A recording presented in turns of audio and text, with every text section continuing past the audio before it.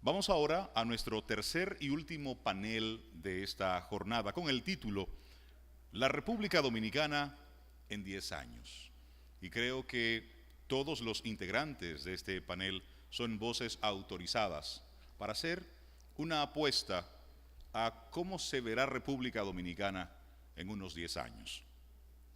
Conozcamos a nuestra primera panelista.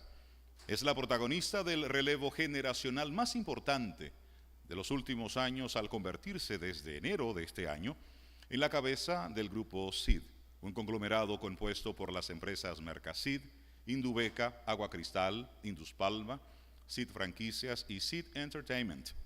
Cursó la carrera de Economía en Wheaton College y realizó estudios de educación avanzada en Wharton University, Pensilvania. Desde muy joven se integra a las labores del grupo CID, primero en el área de la comercialización de productos. Su ascenso dentro de esta empresa va marcado y va de la mano con su vinculación a distintas organizaciones en el ámbito social, económico, institucional y empresarial, entre ellas su más reciente paso por la Asociación de Industrias de la República Dominicana como presidenta, destacándose por sus planteamientos y valentía frente a las reformas económicas e institucionales del momento.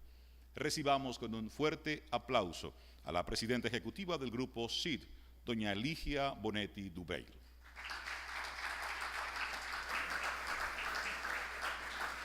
Nuestro próximo expositor, a partir de 1981, se incorpora en los negocios de la familia Corripio en el área de los electrodomésticos en distribuidora Corripio, a la cual posteriormente diversificó hacia otras áreas relacionadas a productos de consumo masivo. Dentro de sus labores en las empresas que tiene bajo su dirección, distribuidora Corripio, de la cual es vicepresidente ejecutivo, al igual que los canales de televisión Teleantillas, Telesistema Dominicano y Coral 39, junto con las empresas automotrices Técnica y Euromotors. Es pionero en la producción de películas dominicanas y amplía sus intereses por el sector con la cadena Palacio del Cine. Sus empresas son líderes en el negocio de comidas rápidas, marcas como Burger King, Krispy Kreme y Pinkberry, que suman 50 restaurantes en todo el país. Recibamos con un fuerte aplauso a nuestro próximo panelista, vicepresidente del Grupo Corripio, el señor Manuel Corripio.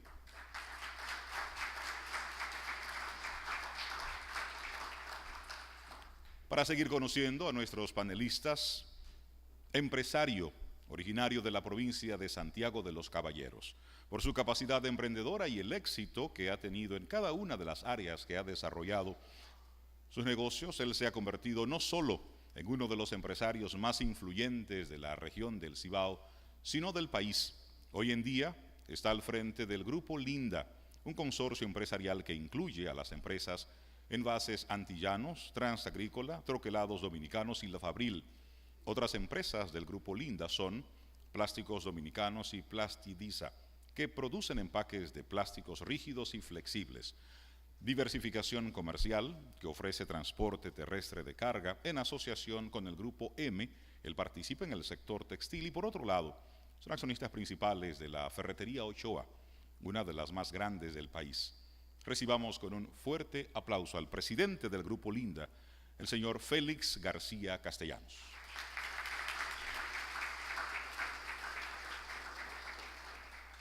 Nuestro próximo panelista en diciembre del 2014 fue electo presidente de la Asociación de Industrias de la República Dominicana, cargo que asumió en enero del 2015. Igualmente, fue electo secretario del Consejo de Directores del CONEP para el periodo 2014-2016. En su actual posición de vicepresidente de Comunicaciones y Relaciones Institucionales de Vicini, ha participado en los consejos del Grupo Financiero BHD, Agua Planeta Azul, Ingenio Cristóbal Colón, CAEI, Listín Diario, Grupo Diario Libre, Procom, Escogido Béisbol Club, entre otros. Recibamos con un fuerte aplauso al presidente de la Asociación de Industrias de la República Dominicana, el señor Campos de Moya.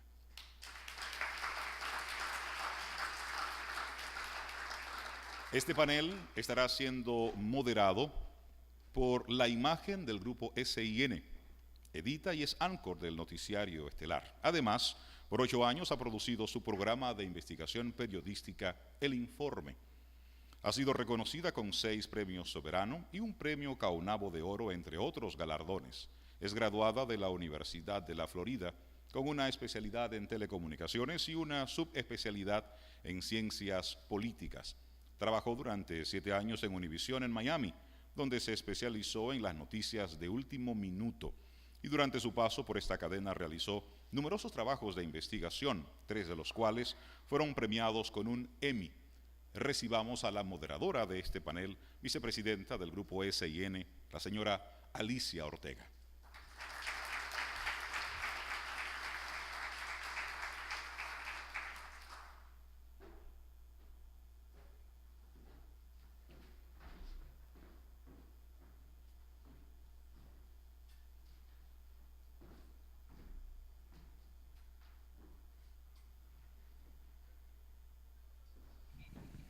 Gracias, bienvenidos.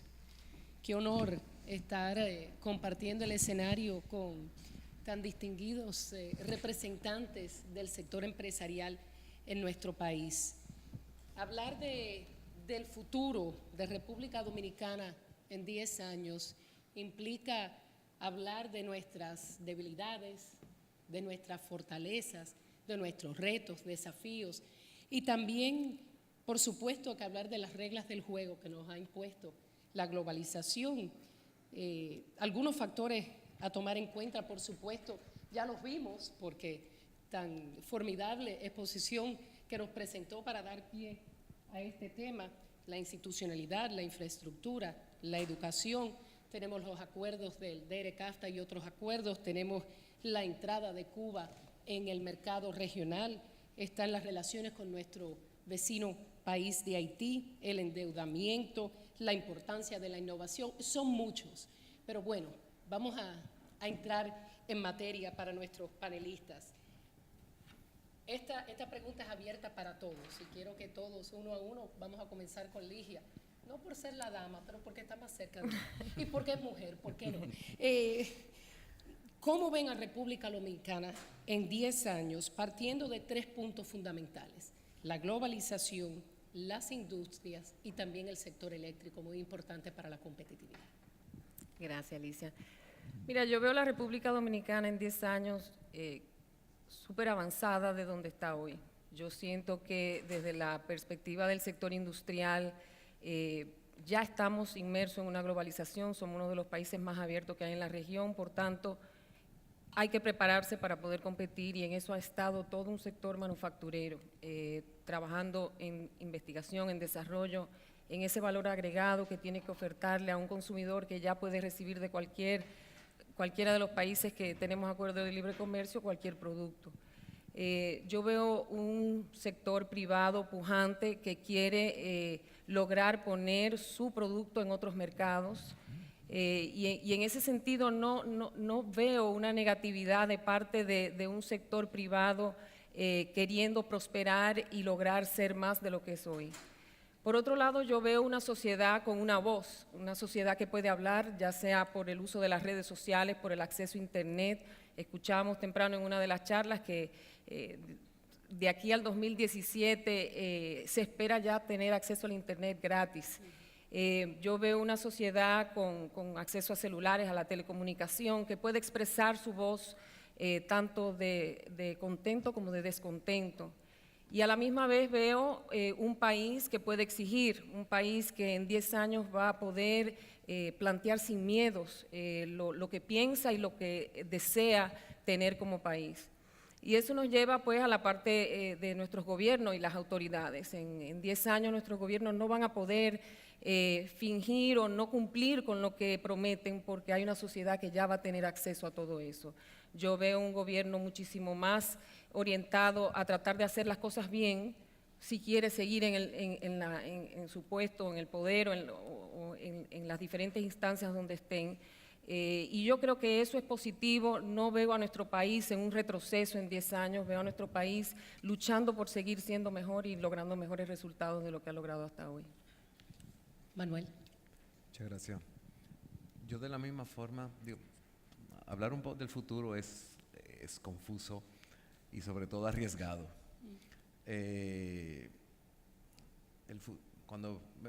vemos el futuro, lo vemos y pensamos que el futuro es una extensión indefinida del presente y las reglas cambian con mucha rapidez, con mucha facilidad. El futuro se moldea con las decisiones que tomamos todos. Incluso hay decisiones que son tan trascendentales que cambian totalmente el futuro de un país. Si acaso recordamos lo que pasó, por ejemplo, en 1990, que en cuestión de una semana se cambió el modelo económico y el futuro del país se convirtió en otro. De la misma manera, a veces también, cuando visionamos el futuro, pues a veces tendemos a confundir nuestros deseos con la realidad.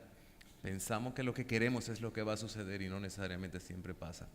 Una buena actitud para encarar el futuro es la flexibilidad, estar listo para los cambios que se presenten, y la resiliencia. Si las cosas salen mal, no reincidir en ese mismo error y adaptarse a nuevas formas, nuevas estructuras de verlo. Desde esa misma perspectiva, pues yo veo el futuro con optimismo y yo creo que el país nos ha dado razones para ser optimistas.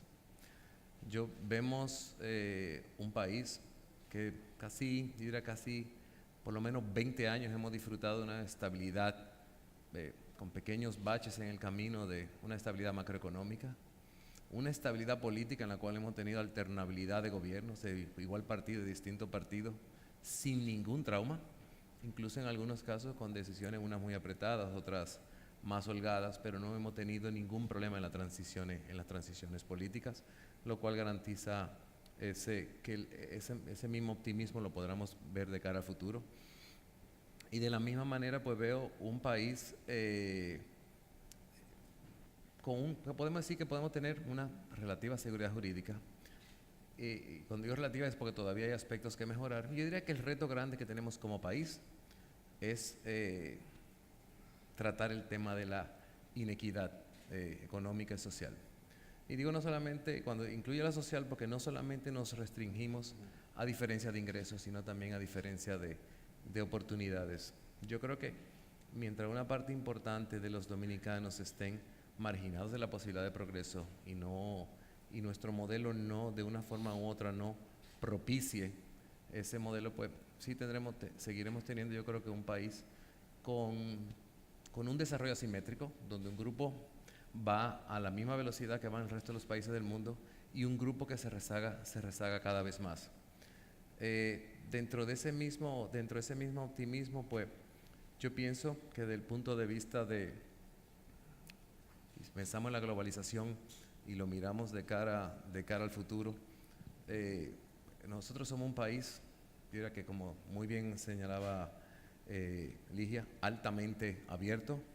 De hecho, vemos por ejemplo que nuestras exportaciones son aproximadamente el 17% del Producto Interno Bruto, nuestras importaciones el 28%, el turismo un 10%, las remesas un 3.5 6%. Por lo tanto, sí somos, y evidentemente compensamos nuestros déficits con endeudamiento y con inversión extranjera, que también vienen principalmente del exterior.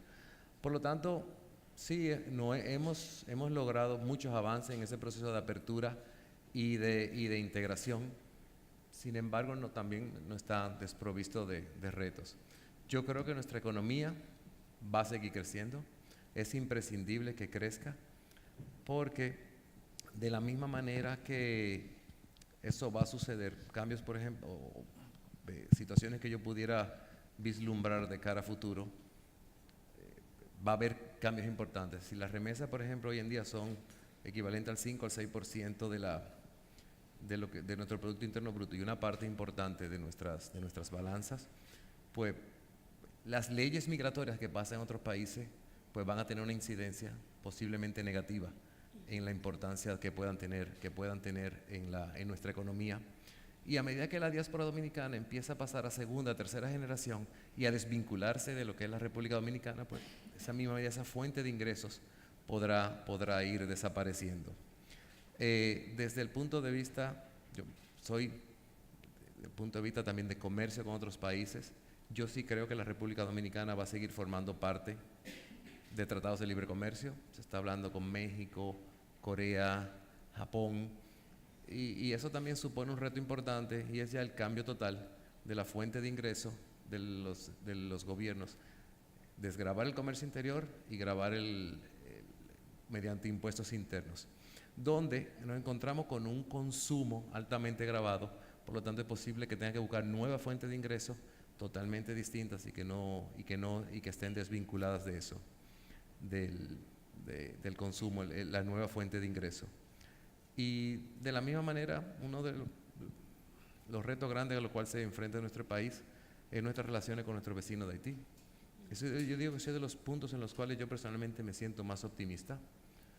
Yo creo que hay dos temas importantes, uno es el comercio y otro es el proceso migratorio. No me siento tan optimista con que el tema del proceso migratorio pueda ser resuelto, sin embargo sí me siento optimista de que nuestras relaciones comerciales con Haití se corrijan definitivamente. Y cuando digo eso, el comercio sigue una lógica mucho más simple que las relaciones migratorias. Y yo estoy seguro que hay interés de la República Dominicana de vender. De hecho, exportamos $1.000 millones a Haití. Hay industria exportadora cuyo único país de destino es Haití. Por lo tanto, de alguna forma hay que encontrar una solución a eso. Y yo creo que está en los mejores intereses del país. Y entender que Haití también tiene que, de una forma u otra, gravar las importaciones, porque es la única fuente de ingresos que le podrá permitir seguirse desarrollando. En fin, yo creo, personalmente me siento optimista con que el país seguirá esos niveles de crecimiento, requiere esos niveles de crecimiento. El país genera, creo que si recuerdo correctamente los números que vi, hay una población estudiantil básica de 2.8 millones de jóvenes en las escuelas, y el país genera egresados de universidad que entran a la fuerza de trabajo anualmente, 120.000 personas, asumiendo que tengamos los mismos niveles de crecimiento poblacional. A 10 años tenemos que buscarle trabajo a 1.200.000 personas adicionales. Y ese es un problema. Y ese es un reto. Un reto. Es un reto. Desafío. Y es un reto importante porque de la misma forma hay una mayor integración de los jóvenes haciendo estudios superiores, con lo cual aspiran a trabajos mejor remunerados de lo que pudieron tener sus padres que no gozaron del privilegio de acceder a una educación superior. Y eso, el país sí tiene que seguir manteniendo su crecimiento y poderle proveer esas oportunidades a esos 1.200.000 jóvenes que van de una forma u otra a ingresar a la fuerza de trabajo y que sean impuestos bien remunerados y que no se sientan frustrados de haber dedicado 12 años de educación básica, 5 años de educación superior, 1 o 2 años a un posgrado para terminar con trabajos básicos y bien remunerados. Sin embargo, yo en general me siento muy optimista de que lograremos mantener esos niveles de crecimiento. Lo demostramos con el pasado. La crisis que han tenido los demás países, crisis cambiaria que han tenido los demás países de la región de Perú, Colombia, en fin, Venezuela ni hablar, República Dominicana se ha abstraído de esos problemas y hemos logrado crecer con estabilidad. O sea que creo que será así, seguirá siendo así. Vamos a ver si ese mismo optimismo lo comparten Campos de Moya y también Félix García. ¿Cuál de los dos? El que quiera. Definitivamente yo creo que República Dominicana será un país mejor en 10 años. Hay algunos aspectos que debemos de estudiar y corregir. Lo veo como un país más urbano, lo veo un país más inseguro, lo veo como un país con más extranjeros del occidente. Veo también un país con más servicios, entiéndase telecomunicaciones, turismo. También lo veo un país con más juego de azar. Y creo que hay algunos de esos aspectos que debemos de pensar y reenfocar, tanto por el sector privado como por el gobierno. La globalización está aquí y siempre estuvo. Aquí de lo que se trata es de la intensidad del intercambio. Y eso es lo que debemos nosotros, como empresarios, estudiar y adecuar a nuestras necesidades. El sector industrial tradicional, lo que le hemos llamado en ocasiones economía de postre, entiéndase café, cacao, azúcar, cigarro. Creo que es un sector que se ha ido adaptando precisamente a ese intercambio intensivo de la globalización. Y hoy día hemos agregado mucho valor. En Santiago, por ejemplo, se acaba de inaugurar una planta de cigarro a máquina que produce 2.2 billones, no millones, billones de cigarros al año. 1.000 millones. Y con más de 2.200 empleados. El sector tabaquero es un producto que compite a nivel mundial con los demás países. Y me parece que la industria innovadora, que sería el otro aspecto que nosotros deberíamos de emplearnos a fondo y tratar de competir con los países del área, entiéndase laboratorio, por ejemplo, la oportunidad que tenemos ahora con los problemas de Puerto Rico. Creo que hay nichos especiales que podríamos explotar perfectamente bien. Y finalmente, con relación a la energía, República Dominicana tiene que resolver su problema energético en 10 años, si no, no seremos un país. Porque la energía eléctrica es indispensable para todo. Se están dando los pasos correctos, estamos en la planta de Catalina con más de 600 megas, proyectos eólicos, paneles solares. Creo que la ley hay que ir ajustando para que esas inversiones vayan en esa dirección. Y con eso entiendo que el problema energético se resolverá. Gracias. Yo soy optimista por naturaleza y tengo una larga vida en donde he visto a la República Dominicana transformarse una y otra vez para buscar soluciones. Yo recuerdo luego de la muerte de Trujillo que en República Dominicana el dictador era prácticamente el dueño de la economía nacional y que rápidamente un grupo de empresarios dominicanos hicieron los esfuerzos necesarios y transformaron la sociedad y surgió la libre empresa. Y de eso hace unos 53 años, cuando se fundó la Asociación de Industria de la República Dominicana, la IRD, que yo represento en este panel, y que fueron los hombres, junto a otros de nuestra sociedad, que lanzaron hacia el desarrollo la República Dominicana. Posteriormente, en los años 80, recuerdo en un discurso de Thanksgiving al embajador Robert Yost de los Estados Unidos anunciar que Estados Unidos iba a cambiar, que iba a producir más azúcar y que República Dominicana eminentemente tenía que cambiar su economía, que hasta ese momento era una economía que dependía del azúcar, el café, el cacao y el tabaco, como dijo Félix García. Y los que estábamos envueltos en la producción azucarera considerábamos que era imposible que este peligroso, porque lo hemos hecho en el pasado y lo vamos a seguir haciendo. Yo acabo de regresar de Centroamérica y en Centroamérica estaba reunido con los presidentes de las asociaciones de industria, personas de muy alto nivel y muy capacitados, de muchas experiencias, cada uno en sus ramos, y se expresaban de los problemas que tenían en su país: corrupción, falta de energía eléctrica, inseguridad, gobiernos que negocian acuerdos sin tomar en cuenta los intereses del sector privado, gobiernos que no avanzan en una unión aduanera que han estado procurando ellos por años. Y yo lo oía a ellos hablando y yo me decía, ya no me van a dejar sin nada que decir. Como cuando estaba oyendo aquí a mis compañeros, digo yo, me quedé de último y me quedé sin nada que agregar. Sin tema.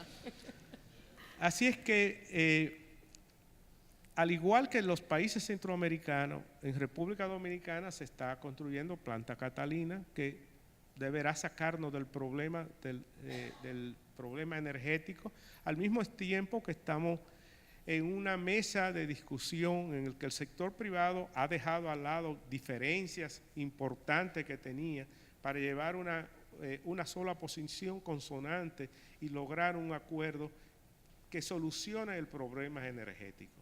Nosotros tenemos que pensar en la solución del problema energético, pero no únicamente para la República Dominicana.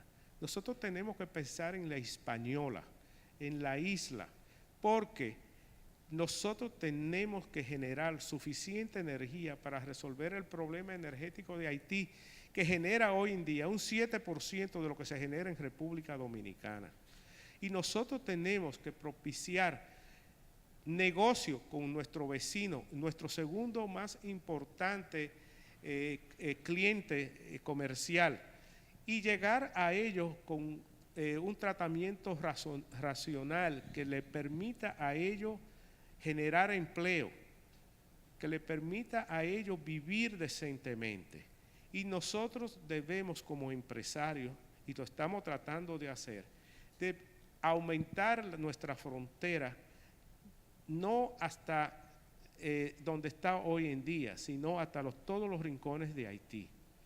Y yo veo que eso va a ocurrir, porque hay gente que está interesada en invertir en la zona fronteriza, hay gente que ya lo ha hecho, hay gente que está dispuesto a poner su dinero. Ahora, nosotros en la Asociación de Industria, al igual que como vi en Centroamérica, tenemos un grupo de jóvenes, hombres y mujeres, muy capacitados, muy dedicados.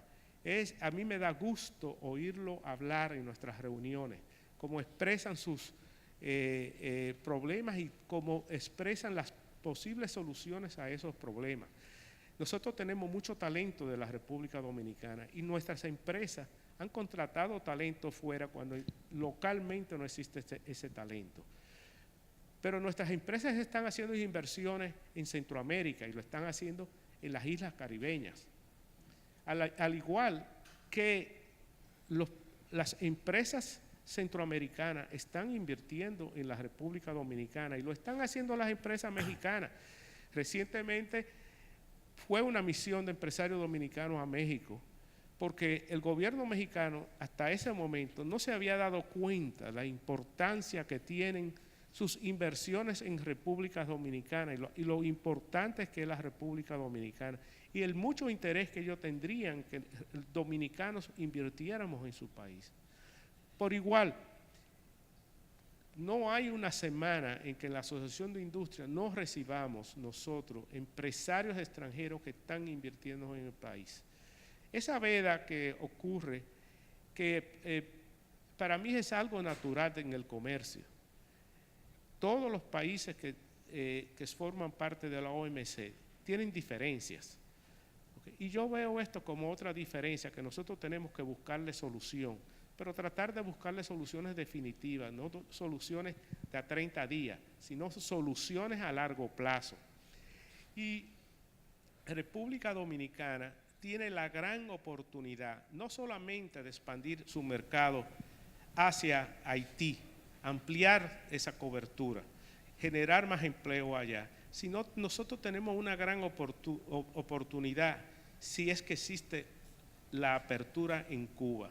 Cuando Cuba abra, con el aumento de la remesa, va a tener demanda por comida, por productos de primera necesidad, y nuestras industrias, en la Asociación de Industrias, están en capacidad de suplir esa demanda y de competir en buena lid con el comercio, con los productores europeos y americanos y centroamericanos y suramericanos. Nosotros somos batalladores y nosotros vamos a luchar por ese mercado. O sea, que se abre otro mercado. Ese es uno de los temas que quería tocar más adelante. Sin embargo, cuando escuchaba sobre la competitividad y con los países que realmente están cerca, ¿no?, del puesto que ocupamos en esta lista, me preguntaba, ¿qué tenemos que hacer ahora para ser más competitivos en 10 años? O sea, ahora, ¿qué tenemos que hacer, Ligia? Mira, yo creo que el primer paso y quizás el más importante que tiene que dar cualquier país es trabajar en su educación. Uno de los índices más bajos que tenemos en el World Economic Forum es justamente el tema de la educación. Y lo grave de ese problema es que toma un tiempo ver los resultados de lo que es una política educativa correcta, un currículum para los niños, o sea, el lograr que se genere ese beneficio de tener una buena educación. Entonces, para la República Dominicana, que el año pasado firmó el Pacto por la Reforma del Sector Educativo, yo creo que ese fue el primer paso. De ahí nosotros tenemos que trabajar sector público y privado para lograr que todas esas metas que se trazaron en ese pacto se logren, que seamos todos vigilantes, una sociedad completa vigilante a eso. Tenemos que tratar de transformar la mentalidad de que los niños tienen que ir a la escuela, de que nosotros tenemos que lograr desde el sector privado generar esos incentivos, esa motivación a nuestros empleados que tienen esa conciencia de que los niños tienen que ir a la escuela, que es lo primero es lograr que el niño vaya a la escuela, después que haya una educación de calidad o que tenga el niño acceso a realmente un currículum adecuado y que lo prepare. Y escuchamos también en otra charla anterior a esta que realmente la necesidad de que se pueda pensar, que los niños aprendan desde pequeños, más que a embotellarse un libro de texto o a aprender cosas que quizás no son tan relevantes en el día a día, aprendan a pensar y a razonar. Yo creo que el primer y más preocupante problema que hay que abordar es el de la educación. Y luego, obviamente, nuestros sectores público y privado tienen que trabajar en conjunto para lograr poner a un lado los intereses particulares de cada uno de estos sectores y enfocar el país como un todo. ¿Qué tenemos que hacer para que nuestro país se desarrolle? La diferencia entre nosotros y los países de Centroamérica, por decir algunos de los países que están en la región más cercana, es que ellos se prepararon para la apertura. Los gobiernos y el sector privado se preparó para que el sector privado fuera ese motor de esa economía, tuviera todas las herramientas que necesitaba para lograr captar nuevos mercados. Y en ese sentido, pues nosotros tenemos que esforzarnos de mantener ese diálogo con las autoridades, que a fin de cuentas son las que crean las reglas del juego. Y luego, obviamente, hay una estabilidad jurídica que nosotros tenemos que lograr, reforzar la independencia judicial, todo lo que es el respeto a las reglas del juego. Son temas que nosotros tenemos que abordar hoy para ver los resultados en 10 años, porque no todo se corrige de la noche a la mañana.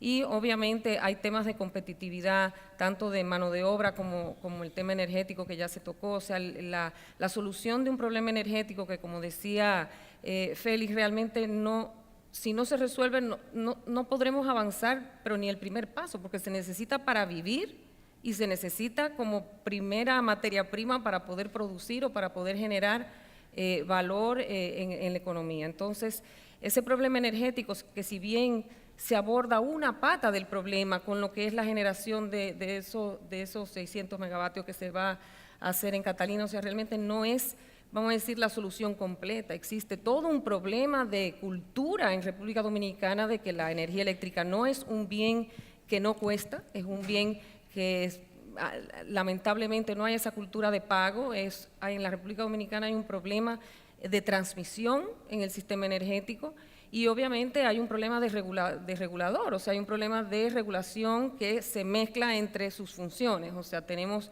autoridades que son parte del sistema, pero también son los reguladores y los que supervisan que se cumplan, vamos a decir, las leyes eléctricas. Entonces, yo siento que si nosotros podemos abordar esos temas entre el sector público y privado, estaríamos caminando hacia el progreso o hacia una mejor competitividad, pero obviamente al sector privado le corresponde una buena tajada también de la responsabilidad de cómo nos desarrollamos. Antes de esto vimos un panel de la innovación y claro, tenemos que innovar. Nosotros no podemos como sector privado quedarnos haciendo las prácticas del pasado. Nosotros tenemos que cuestionar todo lo que hemos hecho hasta ahora y ver qué se está haciendo en el mundo. En uno de los paneles anteriores decían, o sea, nadie está hablando de inventen. La mayor parte de las cosas se están inventando. Señor, trate de innovar, logre crear valor en lo que ya está hecho. Hacerlo mejor. Trate de hacerlo mejor. Y yo creo que esa cultura es responsabilidad del sector privado y esa cultura trasciende nuestras empresas. Es una cultura que debemos nosotros llevar a nuestro accionar diario, a cómo nos comportamos como sociedad. Y en ese aspecto, pues yo pienso que si nos abordamos nosotros por ahí, y obviamente eso no elimina toda la parte de innovación y desarrollo, que debe ser algo crucial para todo lo que son los sectores productivos de República Dominicana, porque otros países están también en eso, buscando esa ventaja competitiva, ese nicho de mercado que todavía no ha sido desarrollado por otro país. Entonces, yo pienso que en cada uno de los diferentes roles que jugamos como país, como sector, como personas, hay cosas que tenemos que hacer y abordar. Manuel habló del tema de la desigualdad y el presidente Medina hace solo una semana en la ONU dedicó gran parte de su discurso ante todos los mandatarios de los diferentes países a la desigualdad. Y en una conversación privada nos decía que en nuestro país las riquezas, el 40% de las riquezas del país estaba distribuido solo entre el 10% de la población. Y me preguntaba, a medida que escuchaba al expositor que nos antecedió, cuando dijo que cómo ese crecimiento económico que nos hace grande, inclusive otros países le preguntan al presidente Medina, ¿cómo es posible que ustedes tengan un crecimiento económico de un 6%? ¿Qué es lo que están haciendo? Me preguntaba, ¿cómo logramos que ese crecimiento económico, como exponía, llegue a beneficiar a toda la población? Y la pregunta es, ¿qué podemos hacer para disminuir esa desigualdad económica en los próximos 10 años en República Dominicana? Sí, tocaste el tema de vale, gracias, correcto. desigualdad. Yo coincido con muchos de los aspectos que Ligia acaba de señalar. Yo creo que el principal problema que nosotros tenemos aquí, y luego toco un poco, vuelvo con el tema económico, el de la desigualdad, es la institucionalidad. Había un profesor de MIT, no recuerdo su nombre, que tiene una frase, una idea que me pareció maravillosa. Dice que la diferencia entre los países desarrollados y los subdesarrollados es que los países desarrollados son países de leyes flexibles y cumplimiento rígido, y los países subdesarrollados tienden a ser países de leyes rígidas y de cumplimiento flexible. Siempre hay como una aproximación. Y yo creo que el proceso de la institucionalidad en general debe permear toda la cultura de las actividades que el país desarrolla. Y hay temas que son complejos y grandísimos de enfrentar, y temas que son simplísimos y que son simplemente de decisiones políticas de corto plazo. El otro día, en una visita, por ejemplo, que le hizo el CONEP a la Junta Central Electoral, externaba lo cara que es la democracia dominicana y lo cara que es la campaña política, cómo ese costo moldea un sistema político clientelar que a su vez tiene unas repercusiones bastante grandes. Yo diría que, por ejemplo, por poner dos ejemplos que serían importantes que nos pudieran ayudar en ese sentido, digamos, el hacer las campañas, por ejemplo, electorales cortas, y cuando digo corta es estrictamente cortas, multar a los políticos, a las personas que sean que se salgan de esa fecha. Nosotros somos un país que nos pasamos la vida completa haciendo campaña entre primarias, entre 4.000 o 5.000 puestos que son los que van a ser escogidos, y luego el costo para llevar a cabo la viabilidad de la democracia, pues genera una distorsión bastante grande, y yo creo que eso nos puede ayudar. El otro tema es la transparencia, y cuando digo la transparencia quiero ir un poquito más allá de la ley de acceso público. La ley de acceso público, a veces los procesos se convierten un poco farragosos en obtener la información. Yo creo que desde el punto de vista de lo que nosotros debemos hacer y teniendo en cuenta la tecnología y que el gobierno está totalmente automatizado, es hacerle toda la información, absolutamente toda la información pública disponible a cualquier persona que la pueda ver simplemente entrando. Hubo en un momento iniciativas importantes de algunos ministerios en los cuales pusieron su nómina, los concursos, lo que compraban, a quién le pagaban, todo eso, y lo hacían de forma electrónica sin recurrir a eso. Yo creo que eso debería ser un buen esfuerzo. Yo creo que todos nos comportamos mejor cuando estamos siendo observados. De la misma manera, el gobierno, los gobiernos, todos, los pasados y el actual y los sucesivos, tienen que seguir haciendo esfuerzos en ganarse su legitimidad. Normalmente se habla de de una presión fiscal de 14% y creo que la ponen, si recuerdo correctamente, en segundo lugar, la más baja después Guatemala y después República Dominicana como la más baja. Y ahí hay una idea de subirle 0.75% por año hasta llevarlo a ese nivel. Yo creo que ayudaría mucho que esos procesos de transparencia, ayudaría mucho a que el gobierno se gane la legitimidad y que la gente sienta que paga y que de una forma u otra obtiene para atrás. En cualquier conversación con una persona de cualquier país nórdico, recuerdo una ocasión le preguntaba a una persona en Dinamarca en un viaje que cuánto pagaban de impuestos, decía que el 50% de sus ingresos. Y nos pareció que era una barbaridad y me decía, no es nada, yo no pago transporte, yo no pago educación primaria, secundaria, universitaria, yo no pago salud, yo no pago, o sea, y cuando viene a ver la cantidad de cosas que estaban cubiertas verdaderamente, ese gobierno tiene una legitimidad y la gente no tenía como que mayor inconveniente en que el gobierno contribuyera con los impuestos que hacen esas personas en mejorar su condición de vida. Con respecto al tema de la desigualdad, el sistema, me parece a mí, está diseñado para producir desigualdad. El sistema económico daría la impresión de que premia más la inversión del capital que el trabajo. Y cuando eso sucede, pues evidentemente yo creo que se dan esos niveles de desigualdad. Y si lo viéramos en datos concretos, pudiéramos ver que los sectores que generan ese crecimiento, y ahí es donde yo personalmente pienso que viene esa dicotomía en cómo nuestra economía crece tanto y cómo hay un sentido de que nuestra economía crece tanto como con un 14-15% de desempleo, cómo crece tanto con un salario básico relativamente fácil, y cuando se desagrega ese crecimiento se ve que los principales sectores que lideran ese crecimiento macroeconómico son aquellos sectores que menos empleo generan. Crece mucho el sector, por ejemplo, de telecomunicaciones, crece mucho el mismo sector de energía, pero los sectores que verdaderamente son intensivos en mano de obra, como son los servicios básicos que son imprescindibles contar con la mano de obra, educación, salud, comercio, industria y construcción, crecen por debajo de todos otros sectores. Por lo tanto, nuestro modelo va a seguir mostrando números macroeconómicos importantes de crecimiento con un desfase en la asimilación de trabajo.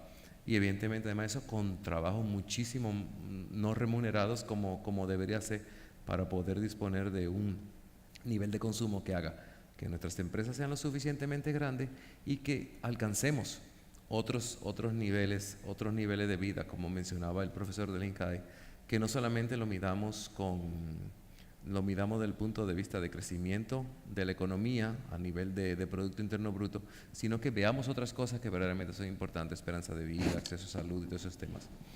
Y de esa misma forma, pienso que el país le vendría bien si reevaluara las métricas que utiliza para decir qué tan bien o qué tan mal estamos.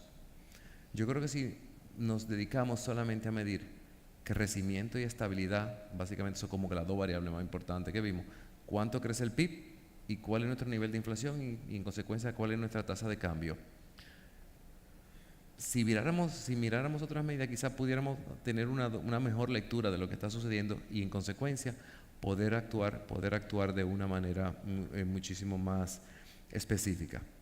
El tema de las medidas genera, como mencionaba Ligia y tomó una idea de Ligia, de una sociedad informada, empoderada y con acceso, que dice lo que quiere y dice lo que se espera, y cada vez los gobiernos escuchan y tienen que escuchar más, porque al final de cuentas se deben a ellos.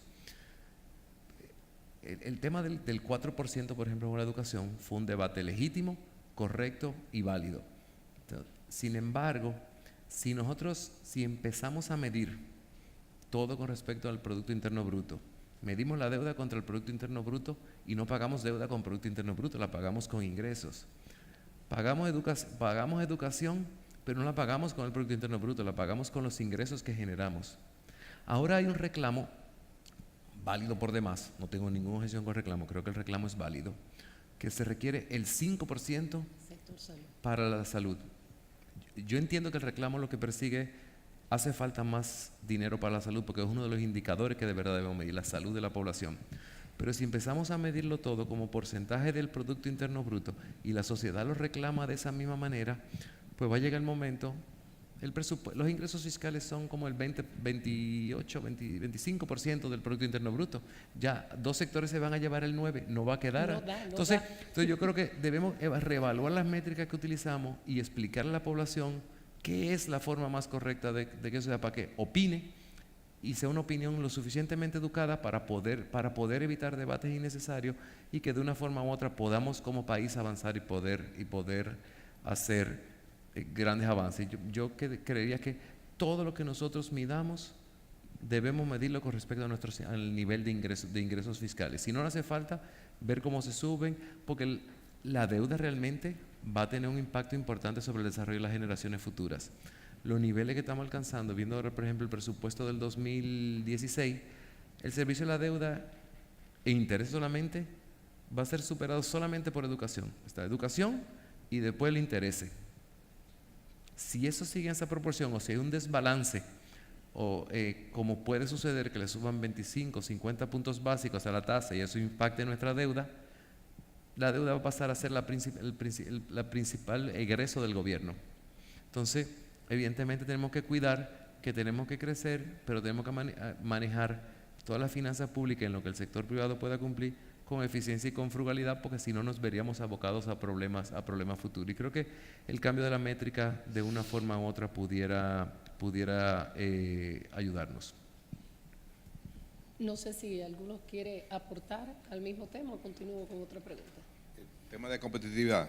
Bueno, de competitividad y hablábamos también de la desigualdad, pero si quieren hablar también de la competitividad, o sea, ¿cuáles factores? Porque le pregunté a Ligia y seguí con otra pregunta. ¿Qué tenemos que hacer ahora para que en los próximos 10 años estemos donde queremos estar con el nivel de competitividad? Bueno, se habla de competitividad continuamente, pero ¿con qué se cocina eso? En el campo decimos que probando que se guisa, nosotros no estamos probando. Y simplemente hablamos del tema, pero no se ejecutan políticas firmes para lograr ser competitivos. El profesor de INCAE decía que el índice global de competitividad, nosotros estamos 3 puntos menos que el año pasado, de 101 a 98. Y eso es suficiente. Estamos por encima de países como Haití y Nicaragua. Yo creo que eso no es para sentirse muy orgulloso. Por otro lado, hay cifras que confunden. República Dominicana en el 2005 tenía un Producto Bruto Interno de 33,000 y tantos millones de pesos. Dólares. Versus el 10 años después, en el 2015, con 53,000. Un crecimiento de un 61% en 10 años, 6.1% anual. Eso es un crecimiento formidable. Entonces, eso no se traduce en bienestar, es un crecimiento grande. Hay un eslabón que se ha perdido. Sí estamos creciendo y estamos bien, pero ¿qué pasa que nosotros como país no podemos ser un gran exportador? La inversión extranjera, yo como país la entiendo y la acepto en aquellas áreas donde yo no pueda hacer el trabajo. Pero ¿qué hace un extranjero produciendo helado en este país? Está bien que me enseña a explotar minerales, pero producir aceite vegetal en este país, ahí está Ligia. ¿Y usted? Entonces, eso para los dominicanos, como me dijeron a mí en una ocasión en un país extranjero, este país es para los fulanos de tal. Me reservo el nombre por ahora. Nosotros no, nosotros somos muy easy going. Le permitimos fácilmente a otro invadir terreno que debe ser altamente prioridad de los dominicanos. Creo que Proindustria es una conquista y debemos fortalecerla, relanzarla. Hay que exigir eso. Tenemos Infotec por otro lado. El sector manufacturero aporta el 10% del presupuesto. Zona Franca, menos del 6%. Sin embargo, por ley, Zona Franca tiene, y eso es una crítica interna, le devuelven el 35%, a nosotros no nos hacen caso. Eso, el sector manufacturero tiene que emplearse a fondo para tratar de modificar eso, porque eso nos permite competitividad, eso nos permite entrenamiento, eso nos permite que nuestra gente puedan estar adecuándose para hacerle frente a la competencia extranjera que nos invade continuamente. Tenemos tratados que se han firmado, que lógicamente o fueron tratados mal estudiados o mal acordados, pero es una realidad, están ahí. Entonces, ¿qué cosa podemos nosotros hacer a través de medidas de salvaguarda, lo que fuera? Pero hay que estudiar cómo nosotros, como sector público, como sector privado, podemos reforzar nuestra competitividad. Porque, repito, crecemos, por ese crecimiento no se traduce en desarrollo.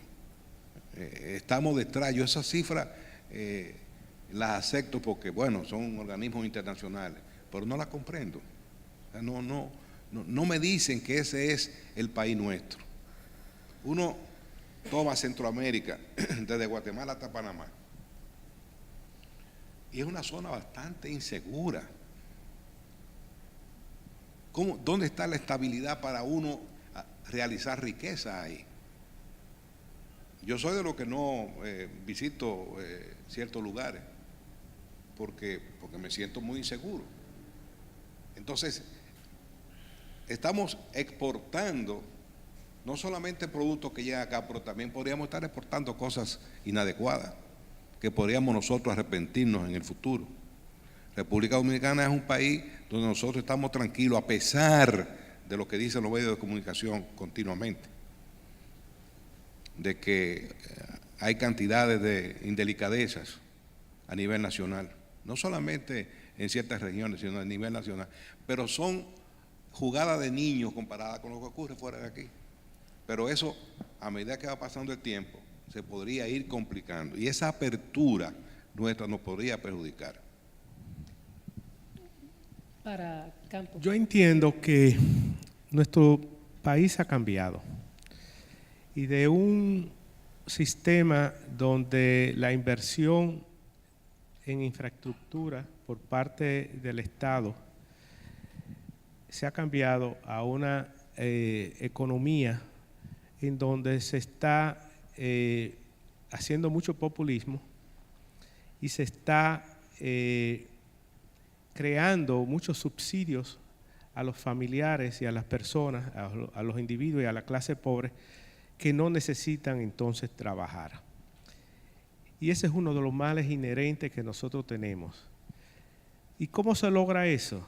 A base de un continuo endeudamiento que va creciendo año tras año desde que el sistema comenzó a transformarse. Y nosotros no podemos dejar que esto continúe sin dejar nuestra voz de alarma de lo que está ocurriendo. En el presupuesto que va a ser conocido, es fraccionar la inversión de capital que el gobierno dominicano va a hacer. La mayor parte está en las obras de infraestructura que se van a construir a base del 4% de la educación. Dinero que debiera ir en mejorar la calidad, en mejorar la educación, los maestros que la imparten, que son generalmente los maestros, el rechazo de cualquier otra profesión en cualquier otra universidad. Y cuando no logran entrar a ninguna otra facultad, terminan estudiando para convertirse en profesores. Pero al mismo tiempo... periodistas. O periodistas. Pero al mismo tiempo, en el sector privado, nosotros hace años que aceptamos que se dejaran una serie de cargas sociales cuando se pasó la ley de seguridad social, que nos castran y no nos permiten a nosotros los aumentos salariales. y que no permiten que el trabajador sea un trabajador formal, sino un trabajador informal. Y es necesario hacer esas dos transformaciones. Hacer nuestro Estado un Estado trabajador, no un creador de parásitos, y hacer al sector privado capaz de aumentar los salarios para que estos se conviertan en consumidores genuinos de nuestros propios productos. En Dominicana nosotros tenemos que dejar de ver hacia el territorio. Como dije anteriormente, el sector privado nació aquí luego de la muerte del dictador y nosotros nos acostumbramos a producir para una sociedad cerrada, en donde no venían productos de fuera. Yo recuerdo cuando tú ibas a un supermercado y estaban todos los galpones vacíos, no aparecía nada, porque no se permitía la importación prácticamente de ningún producto. Y de una sociedad tan cerrada así, que únicamente se nutría de los productos internos, pasamos a una sociedad completamente abierta. Con el DR-CAFTA, y yo me opuse al DR-CAFTA, con el DR-CAFTA se abrió nuestra frontera para Estados Unidos totalmente, para que entraran todos sus productos a cambio de una promesa que ya la han violado 2 veces. Y la continuarán violando, porque ellos sí atienden a sus productores. Cuando van a una negociación, van bien informados de lo que el negociador va bien informado de lo que quiere. Y nosotros no. Nosotros no nombramos negociadores por favoritismo o por amiguismo, sin capacidad de negociar. Entonces, de la única forma que nosotros podemos competir con los de afuera es creciendo. Y en vez de nosotros estar compitiendo uno contra el otro, tenemos que seguir los ejemplos, por ejemplo, que hizo Mercasit en su momento, que era competidor del Vitienes. Bonetis y Vitienes eran competidores y se unieron y crearon una compañía. Lo mismo lo que hizo Inca y Metaldón, que se fundieron y crearon una compañía que le permite competir con los de fuera. Y eso es el ejemplo que debemos seguir. Ampliar nuestra capacidad productiva, buscar economía de escala que nos permita competir con el de fuera o que nos haga tan atractivo que el de fuera quiera invertir en nuestro negocio. No puedo dejar fuera esta pregunta. Tenía 2, pero rápidamente para Ligia. El rol de la mujer empresaria en los próximos 10 años. O sea, ¿podemos esperar que siga en aumento ese rol de la mujer? ¿Cómo nos ves de aquí a 10 años? Mira, yo no soy una persona que obliga a la igualdad del género porque sí, yo creo en la capacidad, en la preparación, yo creo en las capacidades que tiene cualquier ser humano, sea hombre o mujer. Sin embargo, yo pienso que si uno se pone a ver la matrícula de las universidades, más del 60% es mujer. Yo decía que recientemente me tocó ir a varias graduaciones entre mis hijos y sobrinos fuera de aquí, y la mayor parte de los valedictorian eran mujeres. Yo creo que la mujer tiene un empeño, hoy más que nunca, de lograr sobresalir, de lograr hacer las cosas de manera excelente, y eso me da la sensación de que de aquí a 10 años probablemente sigamos viendo mujeres en funciones que quizás regularmente habían sido de hombres. Pero yo pienso que más que verlo así, yo pienso que todos los profesionales y no solo los dominicanos, sino en general, debemos luchar por prepararnos y por sobresalir en cualquier ámbito, no solo en República Dominicana, sino fuera de aquí. El que brilla, brilla porque quiere brillar y porque se lo propone. Y así hemos visto historias de éxito de gente que desde campos muy rurales logra sobresalir porque se lo propone, mujer o hombre. Y yo creo que en la medida en que nosotros mantenemos ese tema de la mujer, y en la mujer, Yo me quejo continuamente de que porque hay un Día de la Mujer si no hay un Día del Hombre. Exactamente. Y en la medida en que nosotros sigamos mencionando el tema de la mujer, en esa misma medida tristemente mantendremos la diferencia con el hombre. Yo creo en la capacidad y si hay mujeres que tienen la misma capacidad que el hombre, ellas tienen que tener la oportunidad, porque yo sí creo en eso. Todo el mundo tiene que tener la misma oportunidad, pero hay que luchar para tener el puesto que se quiere. Capacitación. Una última pregunta a cada uno y es muy breve. Si estuvieran o si tuvieran que escoger un tema, solo uno, para lograr la competitividad en 10 años, ¿cuál sería? Educación. De acuerdo con Felito, educación. Institucionalidad. Institucionalidad. Bien, pues dividido. ¿Quedamos Yo creo empate? que ¿Quedamos empate? los dos son válidos, los dos son importantes, tanto la institucionalidad como la Al- educación. Me permite referirme al tema mujer por un segundo, porque Y yo, tú oíste que quede la pregunta. claro, hice la tú hiciste pregunta, la pregunta a pero una estoy mujer. totalmente pero de no- acuerdo si con le Ligia, da el chance a Campo, me tiene que dar uno a mí también. Ay, bueno, yo no sé, aquí, Pero breve. aquí que me digan, pero están pidiéndolo a gritos, pero breve. Yo quería decir que cuando hasta donde a mí se acercaron y me dijeron que me iban a postular para ser presidente de la Asociación de Industria en sustitución de Ligia Bonetti, yo la respuesta que di es, ese es un gran reto. Yo voy a tener que apretarme la cintura de mi pantalón porque es una gran empresaria y es una gran dirigente empresarial. Y te debo decir que puse dos condiciones.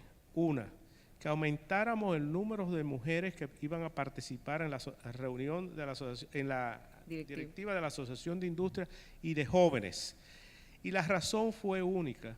Una, en diferentes gremios empresariales en que yo participo, las mujeres que están ahí son brillantes y son dedicadas completamente al trabajo y a los temas sociales y económicos que se le presentan. Y no se miden porque sean mujeres o porque, a diferencia de nosotros, son de tú a tú. Okay, yo tengo una vicepresidenta ejecutiva en la Asociación de Industria que es un hombre trabajando. Ey,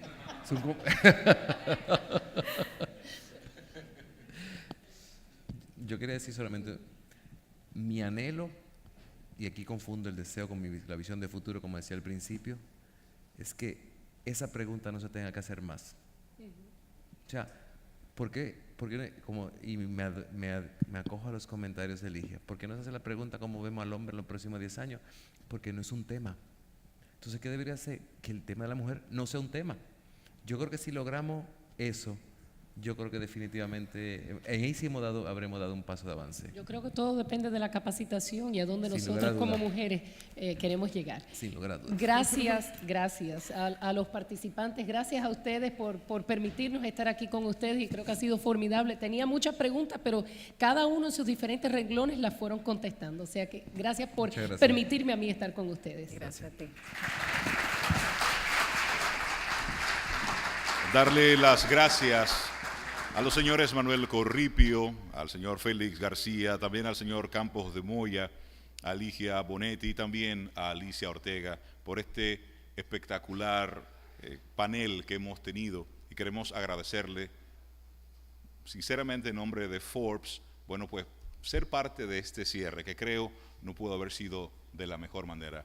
Muchísimas gracias.